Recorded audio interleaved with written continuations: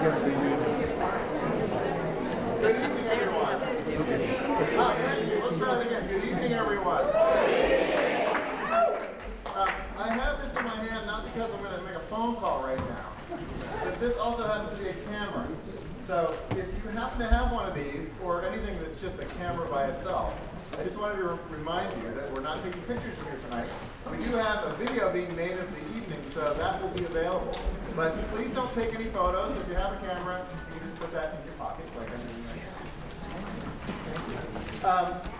I'm Ken Novice. I'm the managing director of the Geffen Playhouse, and I wanted to just welcome you all here tonight. I've known Adrienne for quite some time, and she's been involved here at the Geffen in our Create program, which has now become the Lights Up program for a number of years, and it's just been a joy, one event after another, to work with Adrienne and be part of the work that she's doing in the community. Tonight is particularly special for us because this is the third year, actually I want a round of applause for the third year that this program has been at the Geffen.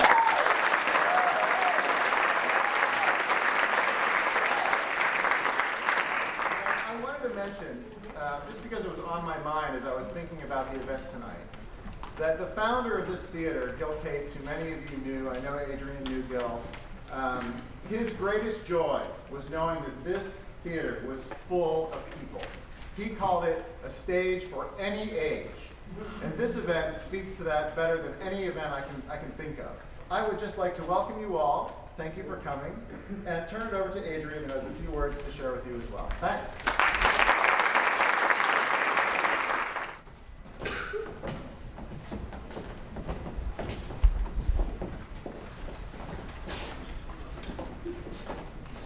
Thank you, Mr. Novice. We're here tonight to welcome you to our performance of Bridging the Gap, Senior Reflections, Scenes and Songs. I want to especially welcome Michael Romero, Executive Director of Adult Education for Los Angeles Unified School District. My students and I have been a part of the educational program at the Geffen Playhouse for the past 9 years, which has provided us with the opportunity to see world-class plays, attend customized workshops, and meet with talented artists. These opportunities have helped my students to develop their professional acting skills. Their successes include national commercials, motion pictures, videos, print, student films, community outreach, and our wonderful program, Scams Against Seniors. Thank you, Geffen Playhouse, for your continued support. Can I have an applause?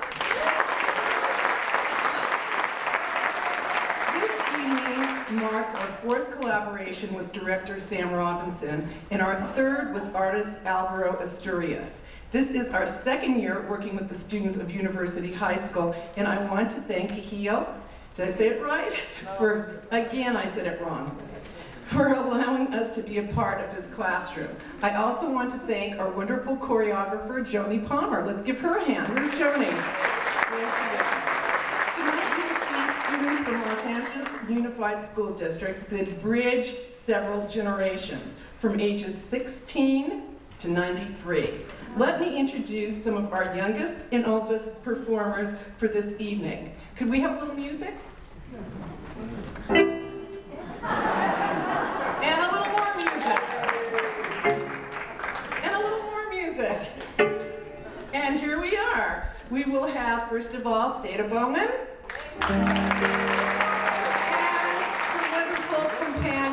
Flory.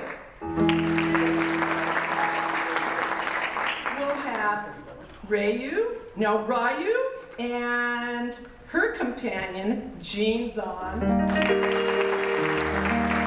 I want you to figure out who the youngest and the oldest in that group is.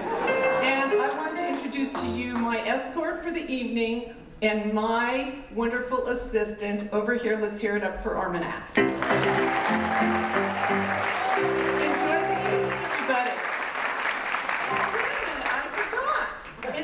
Talented director, Mr. Sam Robinson. And I learned this from the kids. He's not old school at all. What does that mean? Let's give it up for Sam Robinson. Thank you, Adrienne.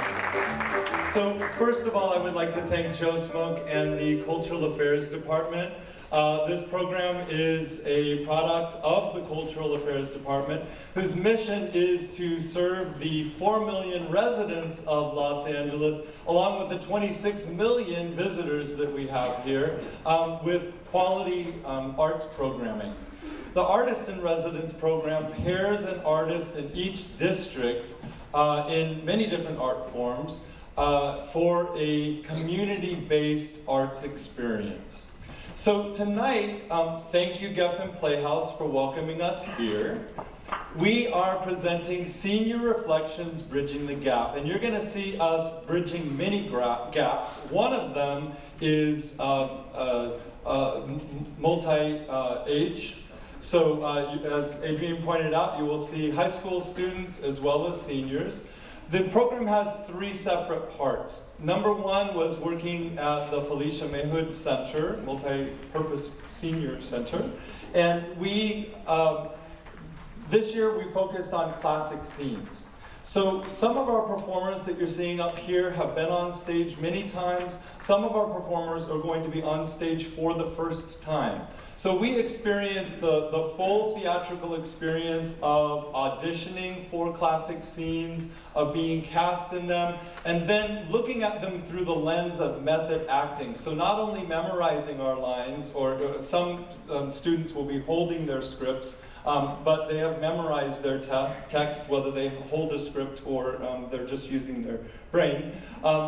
They have also used techniques such as subtext, what is going on inside of the character's brain, as well as taking a look at the given circumstances of the particular play that they're in. So they read the entire play to prepare for the scene that they're presenting.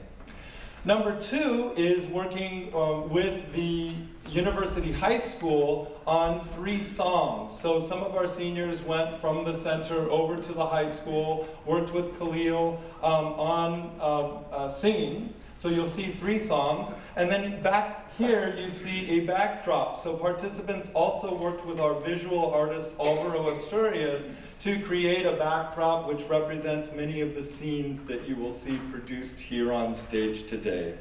I want to give a special thank you to my grandparents who are the inspiration to this particular project, of which I have been fortunate enough to do along with Alvaro for 9 years, along with Miss Adrienne for 4 years, that really helps build community through various art forms, and bridges the generational gap that we so often feel. So I'm going to now welcome our choir onto the stage, and they will be presenting for us first Misty by Johnny Burke and Errol Garner. Let's give them a round of applause.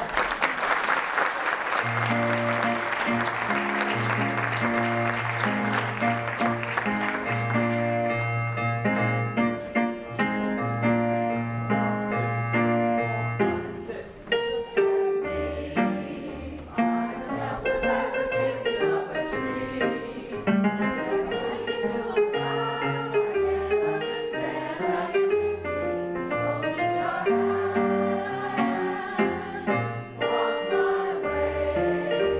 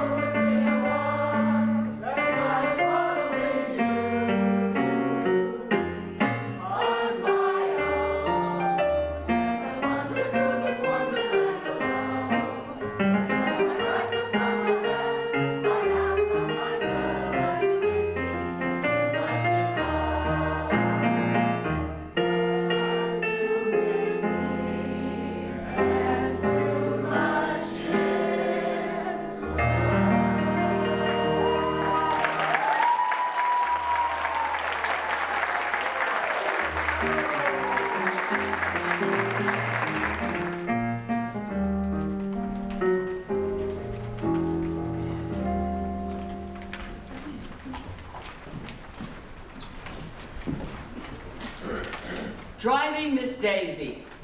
Set in the Deep South in the year 1968, Driving Miss Daisy portrays the relationship between a white, prim, widowed, opinionated former grade school teacher, Daisy Worthen, and her long-suffering black chauffeur, caretaker, and best friend, Hope Colbert.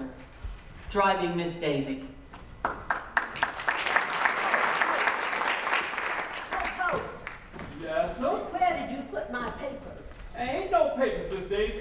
My papers, I corrected them last night and put them out front so that I could take them to school today. What did you do with them? You talking out of your head. Give me my papers. The children will be so disappointed if I don't give their papers back. I always return their homework the next day. Why aren't you helping me? What you want me to do, Miss Daisy? Give me my papers, I told you. I won't be mad with you, it's all right. But I've got to get to school now. The class will be all by itself. I'm late, and no one will take care of them. Oh, God, I did everything wrong. Sit down. You about to fall and hurt yourself. It doesn't matter. I'm so sorry, it's all my fault. I don't do right. It's so awful. Oh, God. Now you listen here. Ain't nothing awful except where you carrying on. I'm so sorry. It's all my fault. I can't find the papers, and the children are waiting. No, they ain't. You ain't no teacher no more. Miss Daisy, ain't nothing the matter with you. You don't know. You don't know. What's the difference? Your man just took a turn this morning, that's all. Go on. Just go on now. You step right back if you just let yourself. I can't. You a lucky old woman, you know that? No. It's all a mess now, and I can't do anything about it. You rich, you well for your time, and people care about what happened to you. I'm big trouble. Oh, God. I don't want to be trouble to anybody. You want something to cry about? I'll take you out to the state home, show you those folks laying out there in those halls. Oh, my God. And I bet they not carrying on the way you do it. I'm sorry. I'm so sorry. Oh, those poor children in my class. You keep this up, I promise. Mr. Worthing called the doctor and you just as sure as you're born. Is that the way you want it to be? Hope, do you still have that Oldsmobile? Oh, go on, Miss Daisy. That thing been in the junkyard 15 years or more. I'm driving your next to the last car now, 63 Cadillac, running fine as wine. You ought not to be driving anything the way you see. What do you mean the way I see you not looking out of my eyes? Hope, Yes, sir. you are my best friend. Oh, go on, Miss Daisy. No, really. You are. You are.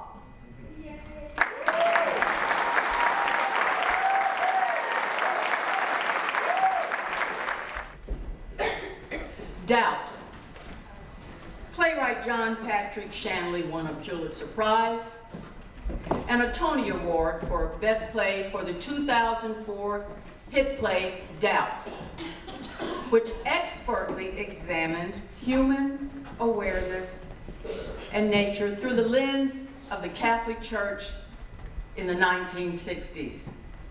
Following is a sermon by Father Flynn and 3 short scenes from the play, Doubt.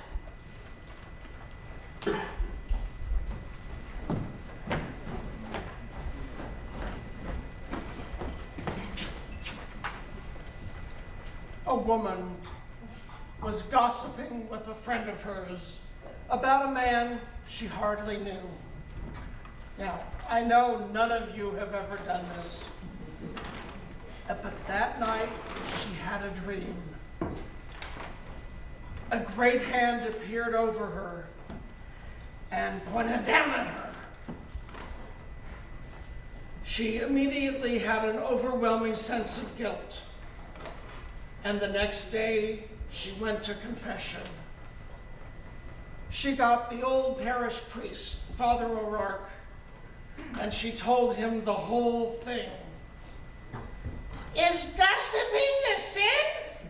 she asked the old man. "Was that the hand of God Almighty pointing a finger at me? Should I be asking for absolution? Tell me, Father, have I done something wrong?" "Yes," Father O'Rourke answered her.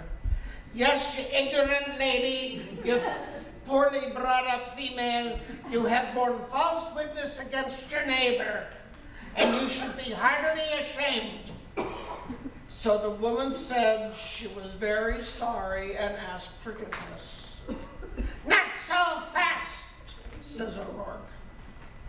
"I want you to go home, take a pillar, and take a knife, and go up to the roof and stab the pillow." Then she went back home and did as he instructed. "Did you get the pillar with the knife?" he says. "Yes, Father." "And what was the result?" "Feathers." "Feathers?" he asked. "Feathers everywhere. Father, I don't know what happened. They just blew all over the place." "Well, I would like you to go back to your roof and gather up all the feathers you can find and bring them back to me." "Well," she says, "it can't be done. I don't know where they went. The wind took them all over the place." "And that," said Father O'Rourke, "is gossip." In the name of the Father, the Son, and the Holy Ghost, amen.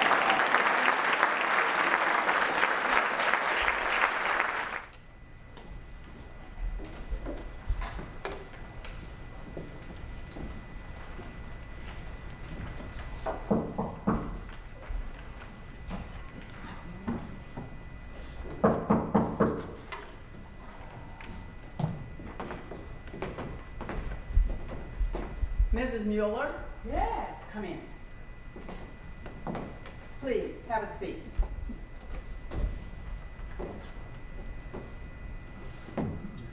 I thought I had the wrong day. You didn't answer the door. Oh, well, yes, just between you and me. I was listening to this little transistor radio. You see how tiny they're making them these days? I confiscated it from a student, and I can't stop listening to it. Oh, you like music? Not really. News reports. Years ago, I used to listen to all the news reports. My husband was in Italy in the war. And when I came into possession of this little radio again, I couldn't stop myself. You were a married woman? Yes. Is your husband coming? Couldn't get off from work. Oh, yes. Well, I guess it was a lot to ask. How's Donald doing? He's passing his subjects. He has average grades. Oh, that's so good. He was real upset about getting taken off of the altar boys. Did he explain why? Said he was caught drinking wine. That is the reason. Well, that seems fair. He's a good boy, though, sister. He fell down there, but he's a good boy pretty much down the line. I think this is too much for him. Too much for him? Yes, he's the only colored here. He's the only one in the whole school. That'd be a lot for a boy. Of course, but he still has to do the work. He's doing it though, ain't he? He's getting by, he's getting through. That priest, Father Flynn, he's been looking out for him. Have you met Father Flynn? No, not exactly. I've seen him on the altar though, but I haven't met him face to face. I just heard from Donald. And what does he say? He says, Father Flynn, he looks up to him because Father Flynn gives the boy his time. And that's what the boy needs. He needs his time, Father's time. Mrs. Mueller, do you realize we may have a problem? I thought there might have been a reason for you asking me in. Principal is a big job. And when you stop your day to talk to me, it must be something. But all I got to say is, it's only till June. Excuse me? Donald only has to be here till June, and then he's off to high school. Right.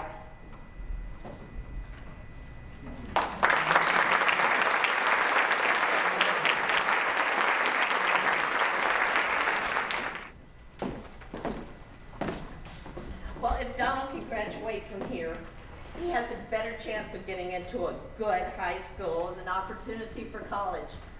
I believe he has the intelligence, and he wants it too. I don't see anything standing in the way of his graduating with his class. Well, that's all I care about. Anything else is all right with me.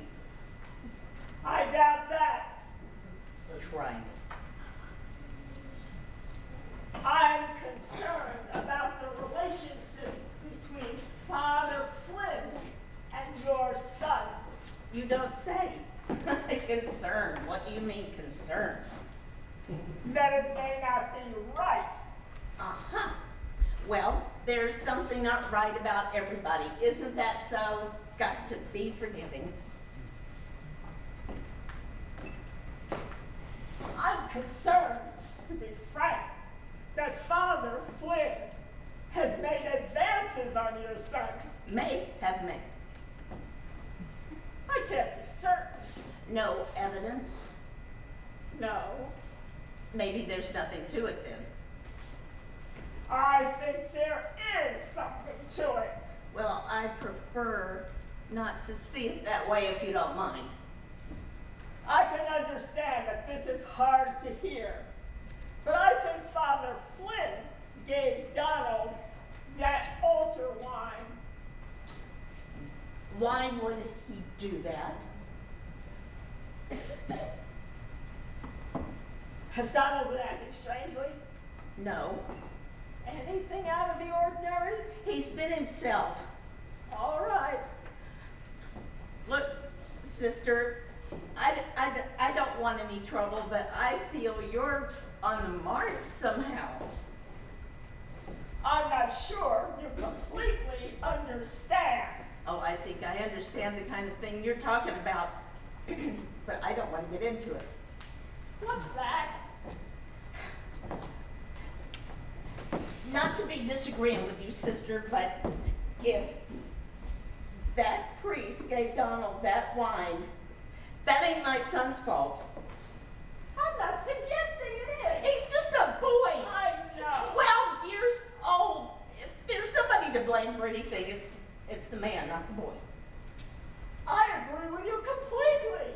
Oh, you're agreeing with me, but I'm the one who's sitting here in the principal's office talking about my son. Why isn't that priest in the principal's office? If you'll forgive what I'm saying and excuse me for bringing it up. The boy got caught. The man didn't. So why is it my son got kicked off the altar, boys, and the priest did not get kicked out of the priesthood? He's a grown man, educated. I think it's hard to pin someone like that down. So you give my son the whole blame. No problem, my son getting blamed and punished. That's easy. You know why that is? Perhaps you should let me talk. I think you're getting upset. Because that's the way it is, sister. You're just finding out about it, but that's the way it is and the way it has been, sister. You're not going to go up against no man in a robe and win, sister. He's got the position. And he's got your son. Let him have it, man. What? It's just till June. Do you know what you're saying?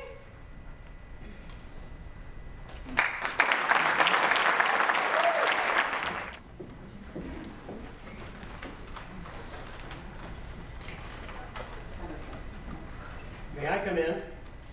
We would require a third party. What was Donald's mother doing here?